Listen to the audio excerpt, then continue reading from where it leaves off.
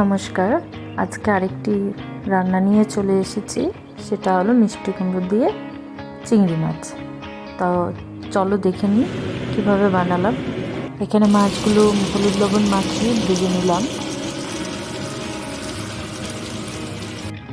এখন ভাজা হয়ে গেছে, বাকি তেলটুকুতে কালো জিরে ফোড়ন দিয়ে এতে দিয়ে দিলাম পেঁয়াজ আর কাঁচা লঙ্কা দিয়ে এটাকে ভালো করে নাড়িয়ে মিক্স করে নেব। কিছু সময় ফ্রাই হয়ে গেলে দিয়ে দিচ্ছি মিষ্টি কুমড়ো, যেগুলো লম্বা করেই কেটে রেখেছিলাম।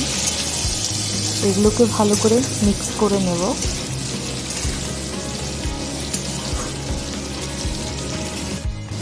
এখন দিলাম পরিমাণ মতো লবণ দিয়ে মিক্স করে কিছু সময়ের জন্য ঢেকে রেখে দিয়েছিলাম। এখন খুলে দেখছি কুমড়োগুলো একদম সেদ্ধ হয়ে গেছে।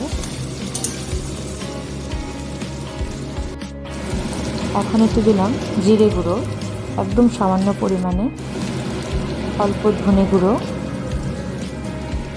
আর দিচ্ছি পরিমাণ মতো হলুদ দিয়ে এটাকেও ভালো করে মিক্স করে 1 সেকেন্ড মতো কষিয়ে নেব। বেশি নাড়া যাবে না, ধ্যান রাখতে হবে, নাহলে মিষ্টি কুমড়োগুলো গলে যাবে। এখন দিলাম ঝোলের জন্য পরিমাণ মতো জল।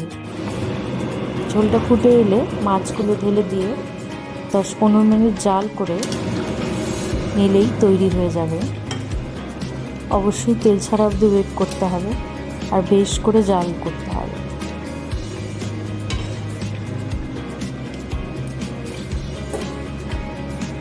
তো আমার এই ঝোলটা তৈরি হয়ে গেছে কারি।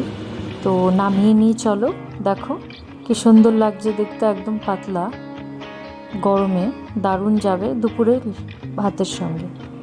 তো তোমরা আমার এই রান্নাটা কেমন লাগলো অবশ্যই কমেন্ট করে জানাবে, আর একটা লাইক করে কমেন্ট করে পাশে থাকবে, আর সাবস্ক্রাইব করে বেল আইকনটি ক্লিক করে দিও, তাহলে আমার ভিডিও নোটিফিকেশন সবার আগে চলে যাবে।